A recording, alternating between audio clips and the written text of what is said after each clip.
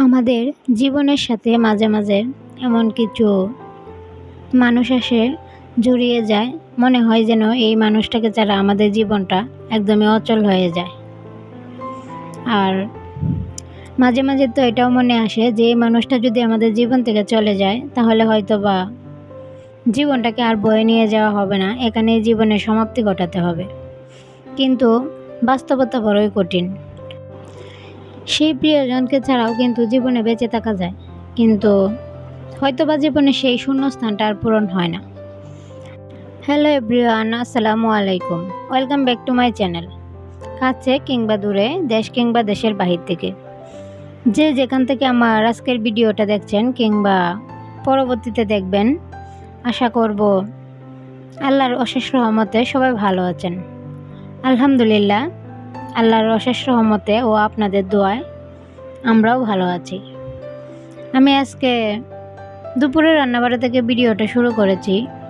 এই গরমের মধ্যে একদমই ভিডিও করতে ইচ্ছে করে না, কিন্তু আপনাদের সাথে কানেক্ট থাকার জন্য একটা ভিডিও তো দিতেই হবে। সেই জন্য কিছু টুকটাক কাজ দিয়ে আমি আমার আজকের ভিডিওটা সাজিয়েছি।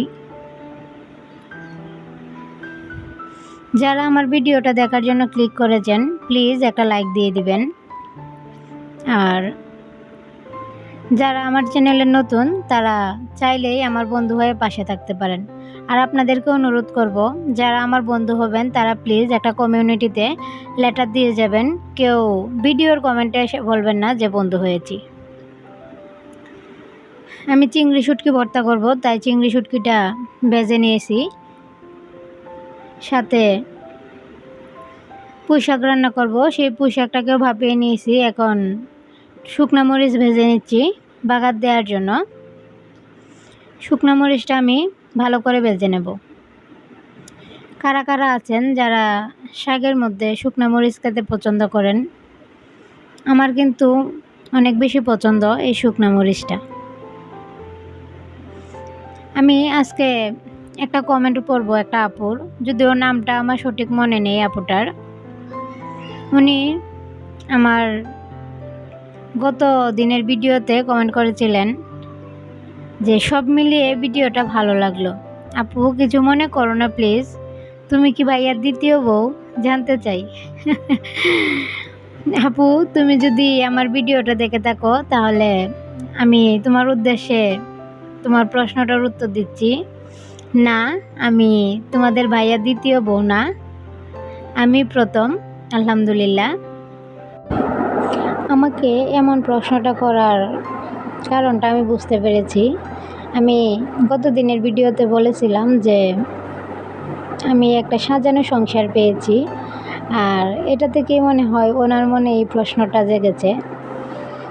আমি সাজানো সংসার পেয়েছি বলতে বোঝাতে চেয়েছিলাম যে আপনাদের ভাইয়া পড়াশোনা শেষ করার পর থেকেই উনি বাড়ির বাহিরে থাকেন, আর ওনার অনেক শখ। ওনার সংসারের যে যাবতীয় জিনিসগুলো আছে উনি বিয়ের আগেই সেগুলো কিনে রেখেছিলেন, টুকটাক অনেক কিছুই। যার কারণে আমি বলেছিলাম যে আমি সাজানো একটা সংসার পেয়েছি। আমার বিয়ের পর তেমন কোনো কিছু কিনতে হয় নাই।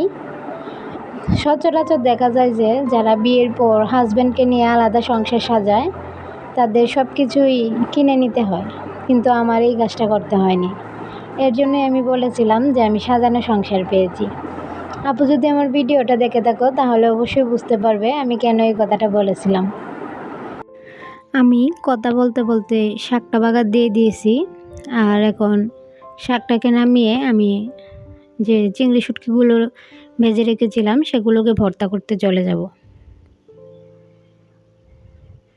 আর আমার ভিডিওতে একটু ব্যাকগ্রাউন্ডে সাউন্ড আসতে পারে, প্লিজ একটু কমার দৃষ্টিতে দেখবেন। যেহেতু ছোটো বাচ্চা আছে তো ও অনেক দুষ্টামি করে, আর টুকটাক শব্দ আসতেই পারে। প্লিজ একটু মানিয়ে নেওয়ার চেষ্টা করবেন সবাই। আমি আজকে কী কী রান্না করেছি সেটাকে একটু দেখিয়ে দিচ্ছিলাম। শাক রান্না করে নিয়েছি, সাথে আমার প্রিয় শুটকি ভর্তা। যদি কারো খেতে ইচ্ছে করে তাহলে এখান থেকে নিয়ে খেয়ে নিতে পারেন। সাথে ছিল কচু দিয়ে মাছ। আমি রান্নাবাড়া শেষ করে এক কাপ চা নিয়ে ব্যালকনিতে চলে গেলাম। যদিও চাটা আমি বানাইনি, আমার ভাই আমার জন্য এই চাটা বানিয়ে দিয়েছিল। আমার অনেক বেশি চা খেতে ইচ্ছে করছিল রান্নার পর। পরে ও বলতেছে যে তুমি বসো, আমি তোমার জন্য চা বানিয়ে নিয়ে আসি। আলহামদুলিল্লাহ, আমার ভাই আমার জন্য চা বানিয়ে দিয়েছে। চলে আসলাম বিকালবেলা, আর এসে দেখি যে জারগুলো খালি হয়ে আছে, তেল শেষ হয়ে গিয়েছে। তাই ভাবলাম যে তেলের জারগুলোকে একটু রিফিল করে নেই। পরবর্তীতে রান্না করতে আসলে না হয় দেখা যাবে তেল আবারও ভরে তারপর রান্না করতে হবে, আর এই জিনিসটা আমার অনেক বেশি বিরক্ত লাগে। তাই আগেই এই কাজটা করে নিচ্ছি। আমি সয়াবিন তেলটা ভরে নিয়েছি, আর সাথে এখন যে সরিষার তেল রাখার যে জারটা আছে সেটার মধ্যে সরিষার তেলটাও রেখে দেব। আমরা বেশিরভাগ সময় দেখা যায় যে সরিষার তেলটাই খাই, আর সরিষার তেল খাওয়া কিন্তু স্বাস্থ্যের জন্য অনেক বেশি ভালো, সেটা হয়তো বা মোটামুটি সবাই জানেন। আমি আজকে অনেক ছোট একটা ভিডিও শেয়ার করেছি, জানি না আমার ভিডিওটা আপনাদের কাছে কেমন লাগবে। যদি আমার ভিডিওটার কোনো অংশ ভালো লাগে প্লিজ একটা লাইক দিয়ে দিবেন, আর আমার ভিডিওটা আপনাদের ফ্রেন্ডস বা ফ্যামিলির কাছে শেয়ার করে দিবেন। যারা লাইফস্টাইল ভিডিও দেখতে পছন্দ করেন তাদেরকে অনুরোধ করব আমার চ্যানেলটা সাবস্ক্রাইব করে আমার পাশে থাকবেন।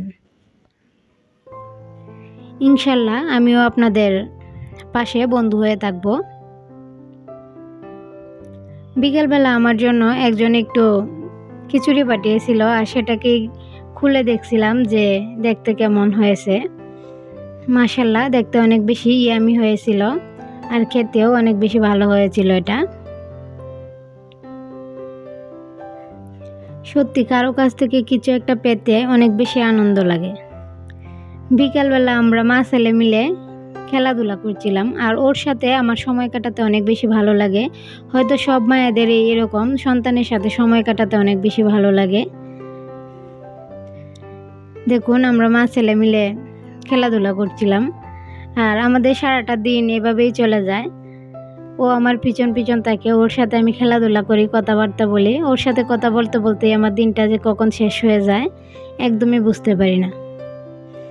চুড়ি পরতে খুব বেশি ইচ্ছে করছিল, তাই একটু চুড়ি পরে নিলাম। আর আমার হলুদ চুড়িগুলোই মনে হচ্ছিল যে এগুলো পরলে হয়তো বা বেশি ভালো লাগবে, তাই হলুদ চুড়িগুলো পরেছি। অনেক দিন পর আজ চুড়ি হাতে দিলাম। আর একটা কথা, বাচ্চাদের সাথে সময় কাটালে কিন্তু বাচ্চাদেরও মন মানসিকতা অনেক বেশি ভালো থাকে, আর ওরা অনেক বেশি এনজয় করে। চলে আসলাম একদমই সন্ধ্যাবেলা। আমার একদমই মনে ছিল না যে গাছে পানি দিতে হবে, তাই ভাবলাম যে এখন গাছে পানিটা দিয়ে দিই। আর গাছে পানি দিতে দিতে আপনাদের কাছ থেকেও আমি বিদায় নিয়ে নিই। আমার কথায় যদি কোনো ভুল ত্রুটি হয় আমি আবারও বলছি, প্লিজ ক্ষমা দৃষ্টিতে দেখবেন। আর সবাই ভালো থাকবেন, সুস্থ থাকবেন। আল্লাহ হাফেজ। আসসালামু আলাইকুম।